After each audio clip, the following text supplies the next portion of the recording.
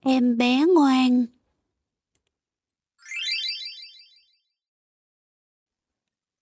Thuở xưa, xưa lắm, người và tiên thường có dịp gặp gỡ nhau. Thường thường, các vị tiên hay trá hình xuống trần gian, giả làm những kẻ nghèo khổ để thử lòng người. Hồi đó, ở làng kia, có một em bé mồ côi cha mẹ. Vì nhà nghèo và họ hàng thân thích không còn ai, nên em phải đi ở cho một nhà giàu trong vùng. Nhà này rất keo kiệt. Chủ nhà bắt em đi chăn trâu, cắt cỏ. Tuy vậy, chủ nhà vẫn cho là công việc ấy không xứng đáng với lưng cơm, chén gạo mà hắn nuôi em. Nên hắn đối đãi với em rất ác nghiệt. Em phải đi chăn trâu cắt cỏ cả ngày. Chủ nhà chỉ cho em mang theo một nắm cơm cháy và ít muối để ăn bữa trưa. Đến tối, hắn chỉ thí cho em vài lưng cơm hẩm và ít canh cặn. Người em xanh xao, gầy còm. Tối tối, chủ nhà bắt em ngủ trên gác chuồng trâu. Da thịt em dần dần nhiễm mùi hôi hám của trâu bò. Tắm rửa cũng không tài nào hết được. Còn quần áo thì không ra quần áo. Nó rách quá, bẩn quá và cũ quá. Nó bở bùng bục, lắm lúc không vá kịp. Em phải lấy dây buộc túm lại. Trông thật thương tâm. Khi ra đến bãi cỏ, bao giờ em cũng thui thủi một mình. Vì lũ trẻ chăn trâu con nhà giàu luôn luôn chế giễu em. Chúng hết gọi em là ma đói, lại gọi là con hôi như cú. Mỗi lần khi thấy chúng chơi vui vẻ quá, em cố sấn tới xem, thì chúng lại đuổi em và lấy đá ném em. Em bé rất đau khổ mà không biết than thở cùng ai. Một hôm, lũ trẻ chăn trâu đang vui đùa nghịch ngợm bên sông thì có một ông lão ăn mày đi đến. Ông lão già yếu lắm, đi đứng siêu vẹo chỉ chực ngã. Ông lão lại rất bẩn thỉu và mình thì đầy ghẻ. Ông lão đi đến đâu là một mùi tanh xông ra đến đấy. Lẫy bẫy đến gần chỗ bọn trẻ chăn trâu đang chơi đùa, hấp háy đôi mắt toét và đục lờ lờ như nhãn. Ông lão há miệng, để lộ hai hàm răng rụng gần hết, lợi đỏ hỏn, phèo phào nói: có cháu nào làm ơn làm phúc, cõng lão qua chỗ sông cạn này một tí. Lão yếu quá, sợ ngã, không sang được. Lũ trẻ con nhà giàu từ lúc thấy ông lão đến gần, đã ngừng chơi và lủi dần. Chúng tỏ vẻ kinh tởm. Có đứa đã bịt mũi. Khi thấy ông lão ăn mày nói thế, đứa thì khạc nhổ, đứa thì khịt mũi, đứa lại giả vờ nôn mửa và làm ầm ĩ lên. Ôi trời ơi, sợ quá, cóc chết, chúng mày ạ. Eo ơi, tởm quá. Và có một đứa reo lên vì vừa tìm ra được một trò thú vị. Đuổi lão ấy ra với cái đứa hôi như cú đi. Ừ phải, cú hôi thì hợp với cóc chết lắm. Thôi, đi đi, đi, đi đi. Chúng nhao nhao xua đuổi ông lão.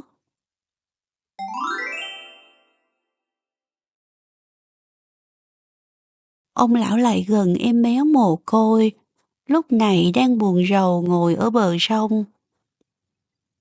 Ông lão vừa ngỏ lời, thì em bé đã không e ngại. Ông lão bẩn thỉu, vội nói ngay.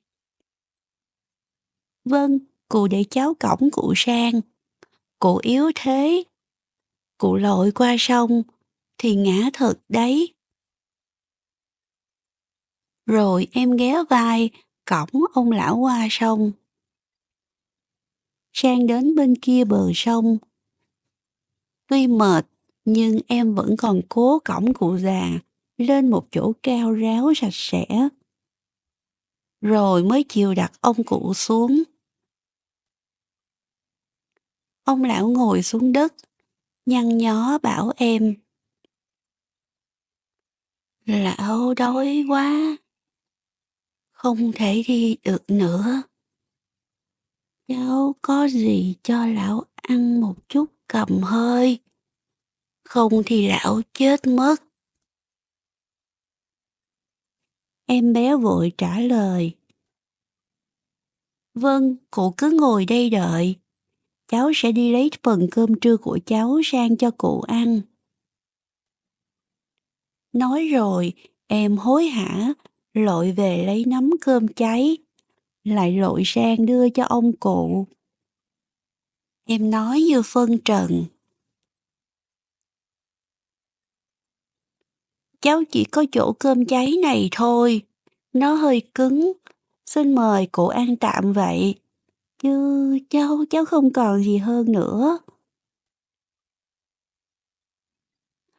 Ông lão không ăn, đặt gói cơm xuống, cười và bảo em bé.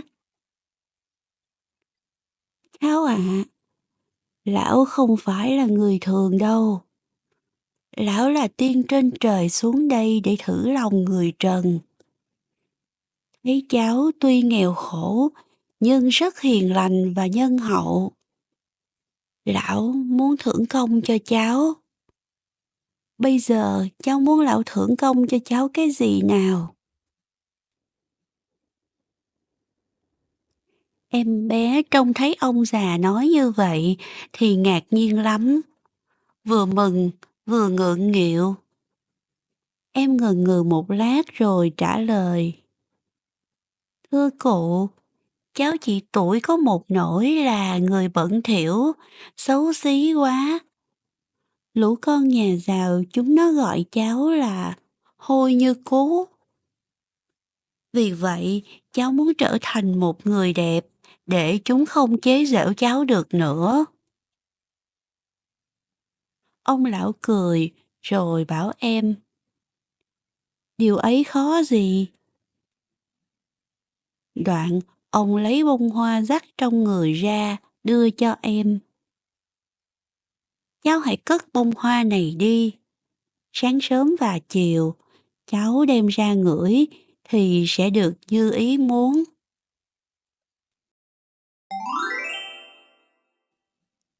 Em bé mừng rỡ, cầm lấy bông hoa và chưa kịp cảm ơn thì ông lão đã thoát biến mất. Loang thoảng chỉ còn lại một mùi thơm. Em đưa bông hoa lên ngửi thì thấy mùi thơm ngào ngạt tỏa ra và trong người em cảm thấy nhẹ nhàng, dễ chịu. Từ hôm đó, em gái đẹp ra, người lớn hẳn lên, da dẻ hồng hào, tóc dài và mượt. Chẳng mấy hôm, em đã thành một thiếu nữ đẹp nhất vùng. Bọn con gái nhà giàu từ trước đến nay vẫn ghê tởm, xua đuổi em. Giờ lại đua nhau đến làm thân, chị em ríu rít. Bọn chúng hỏi tại sao tự nhiên mà em lại trở nên xinh đẹp như thế. Em thật thà kể lại đầu đuôi câu chuyện ông lão hôm nọ. Chúng lạ lắm, bảo nhau luôn luôn chơi bời ở bờ sông và mong được gặp lại ông lão.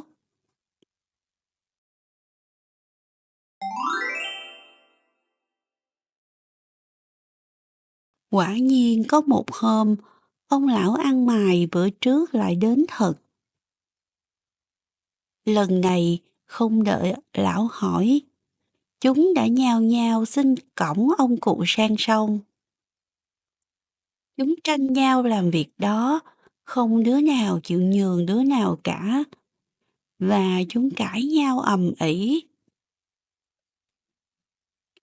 Về sau, một đứa trong bọn gọi tất cả lại, thì thầm: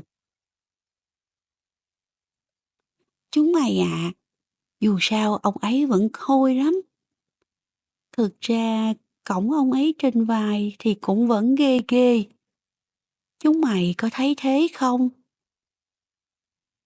Một vài đứa tỏ vẻ đồng tình. Thấy vậy, đứa ấy lại nói tiếp: "Bây giờ bọn ta hãy chặt cây làm cán, khiêng ông lão qua, vừa đỡ kinh tởm mà đứa nào cũng được góp phần. Như thế, ông lão sẽ phải thưởng cho cả bọn chúng mày à." Tất cả đều reo lên đồng ý.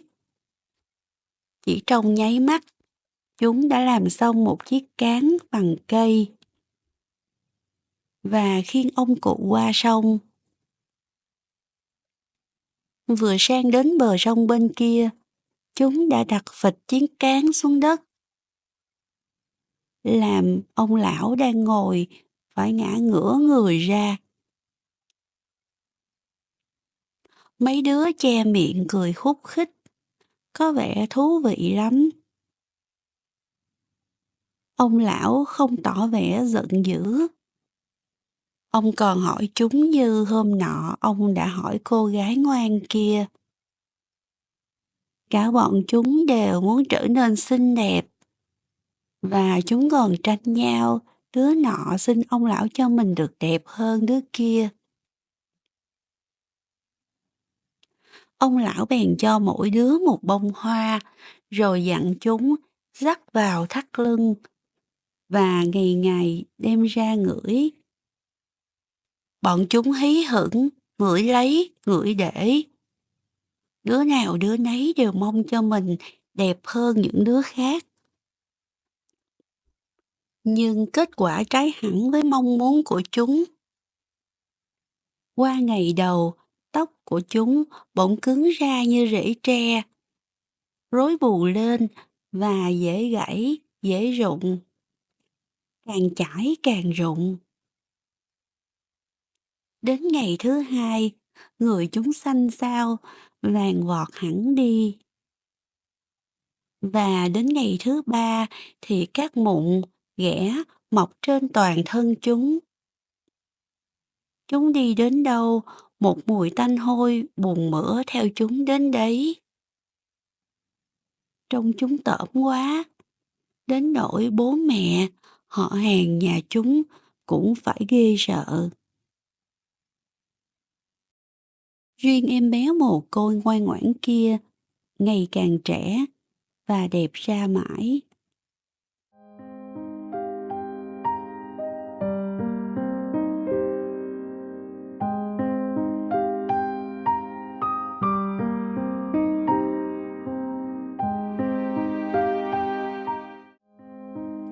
Câu chuyện của chúng ta hôm nay đến đây là hết rồi. Các bạn nhớ đăng ký kênh để theo dõi những câu chuyện tiếp theo nhé. Xin chào.